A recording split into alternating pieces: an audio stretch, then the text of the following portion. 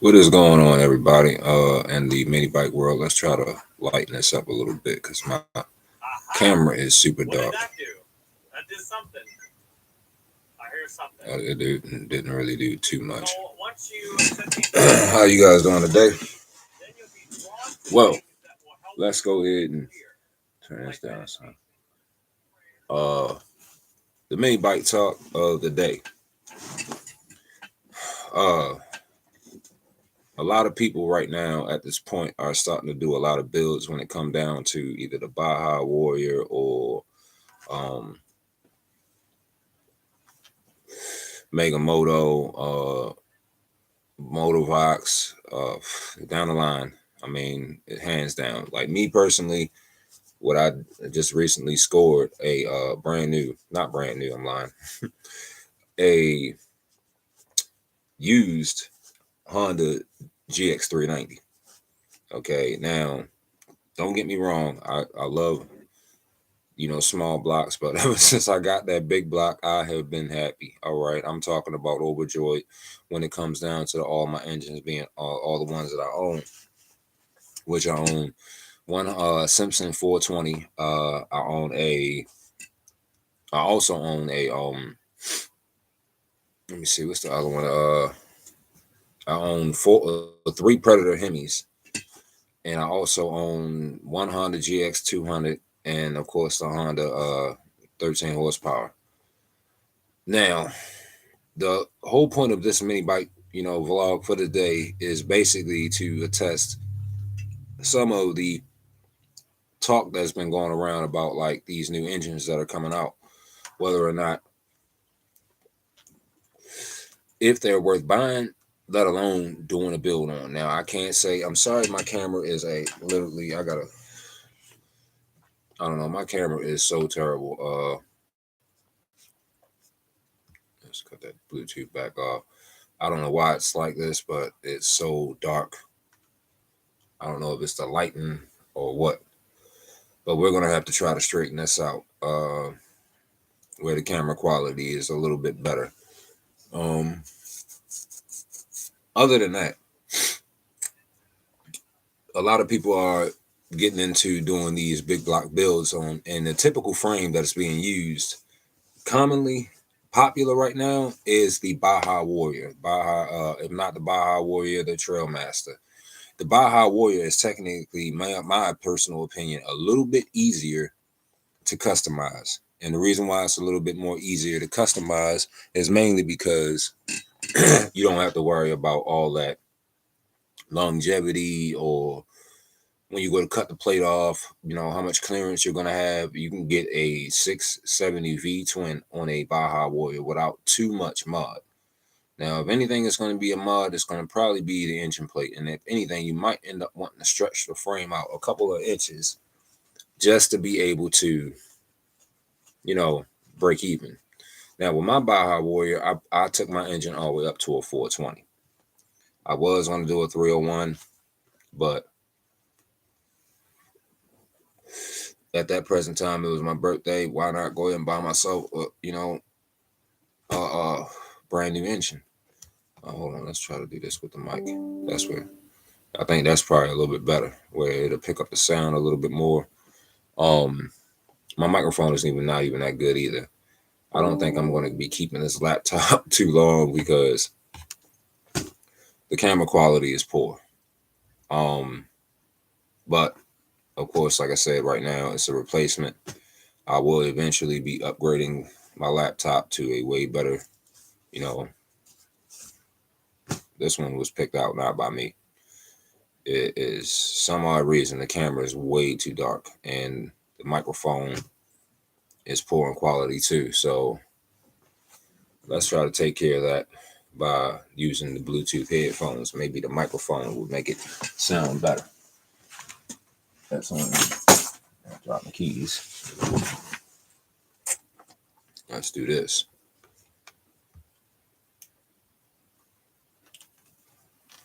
Maybe this might help. But as I was saying, I'm trying to see whether or not there we go. Now it's connected. But as I was saying, guys,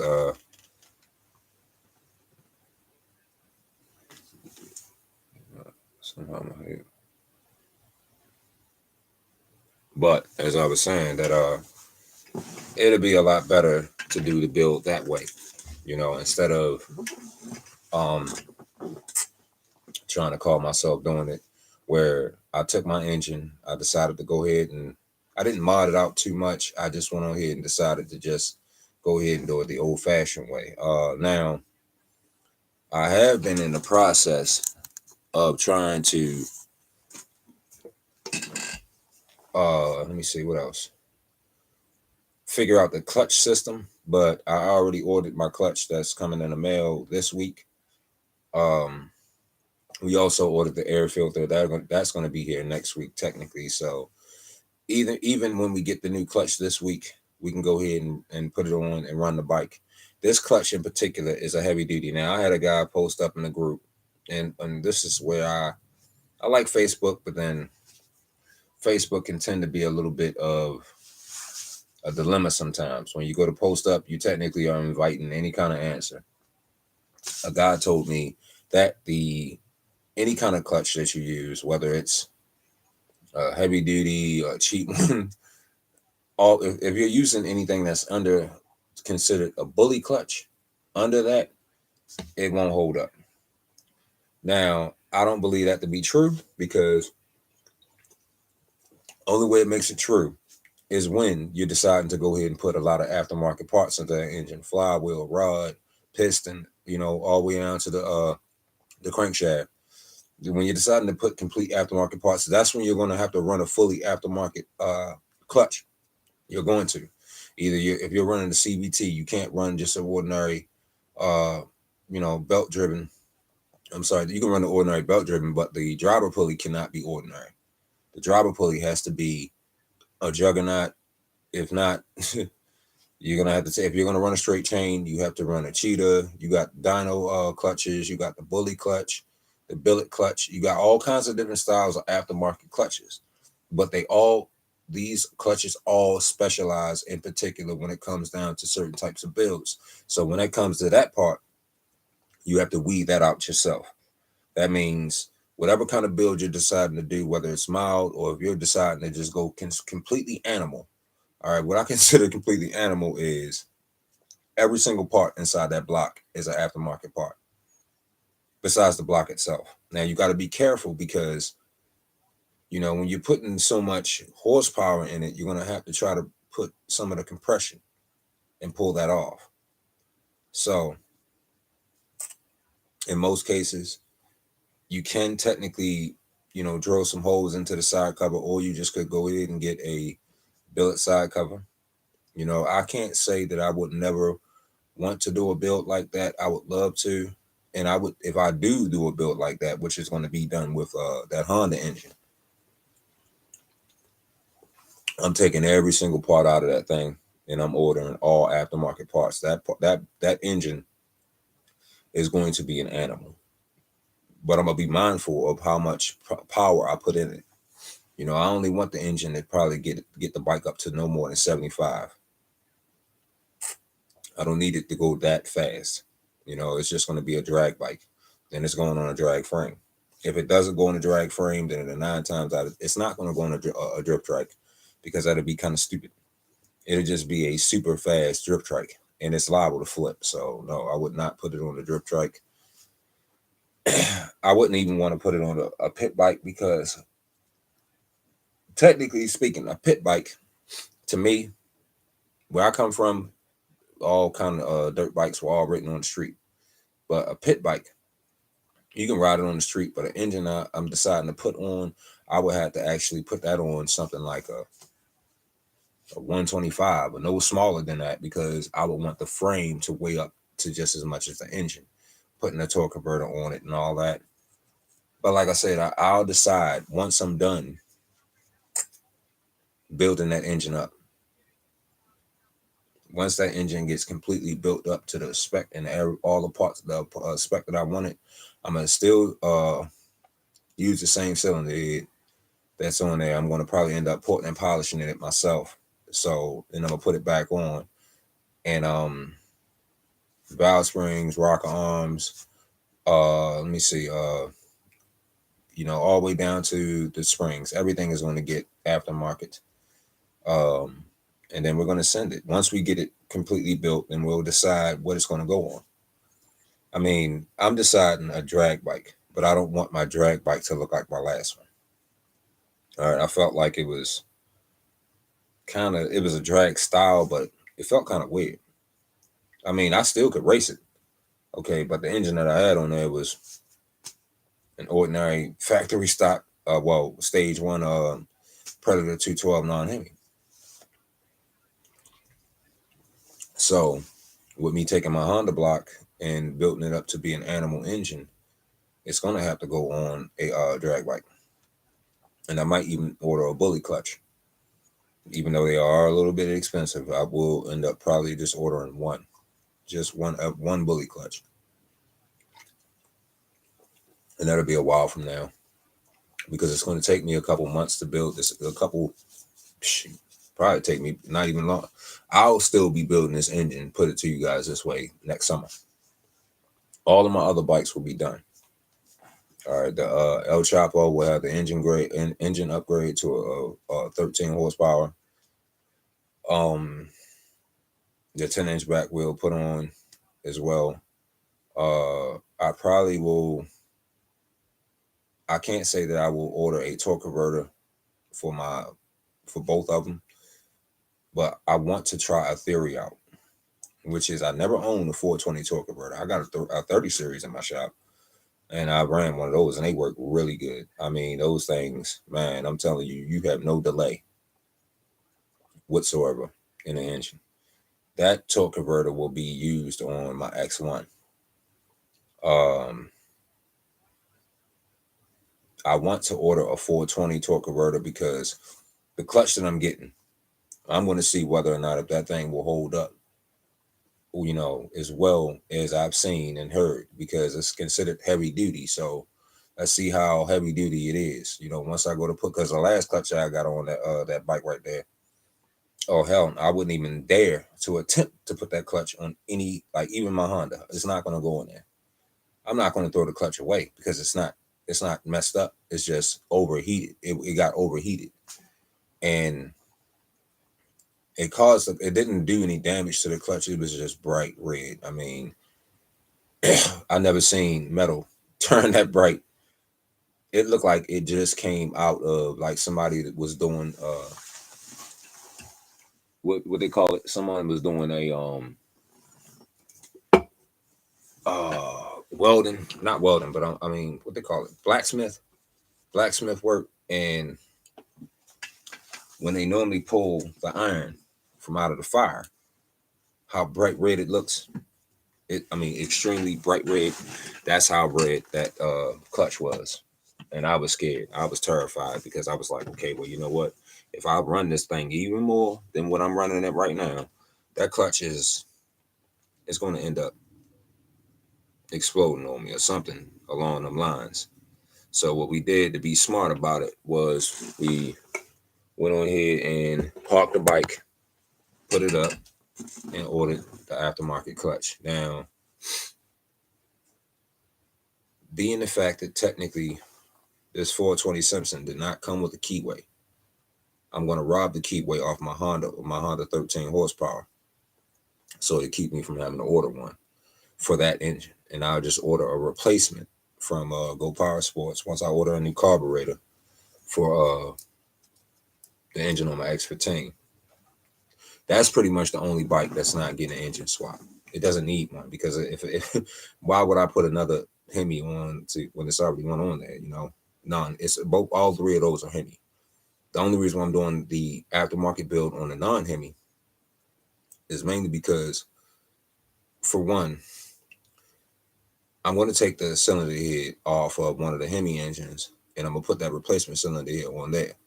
The Hemi cylinder head, I'm going to have to port and polish and put a weld on a permanent exhaust adapter on that.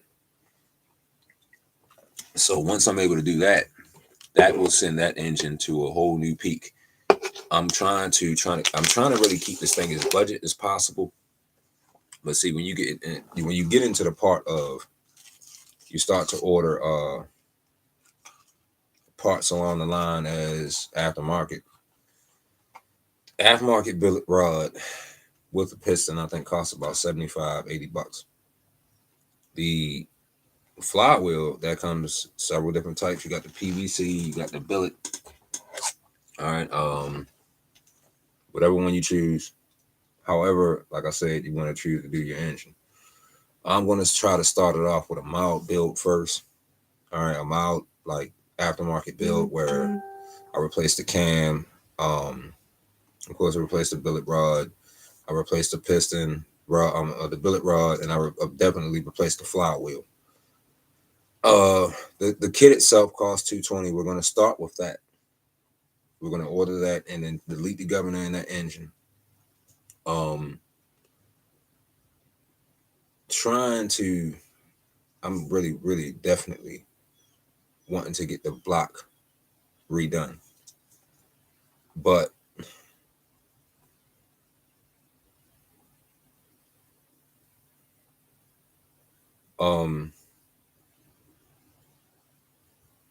that's the reason why I would love to just get that. I'm sorry, I got distracted by the notifications popping up on my laptop.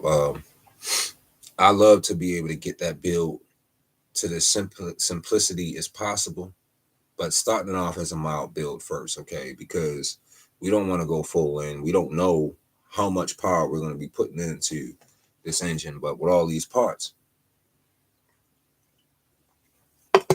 it's going to be a well-built engine. I'm deleting the governor. I'm going to order a tachometer for it, so that way we can make sure we're not running anything too hot. And I'm going to put a racing coil on it. Everything is getting completely, replaced. We're going to take all the old parts out of there, minus the crankshaft. The crankshaft we're going to keep in there for the time being. But the cam, the rod,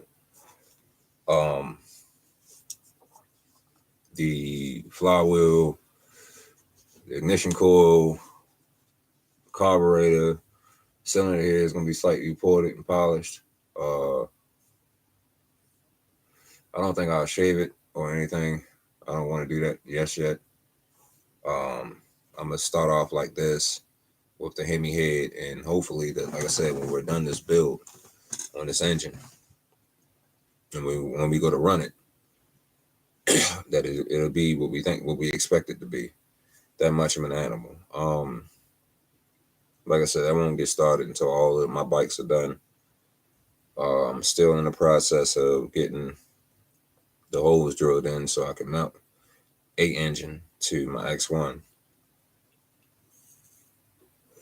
But at this rate, I'm really trying to tell you guys the truth. I'm waiting on my clutch to come. So hopefully that'll be here the day, because I actually have this Wednesday off.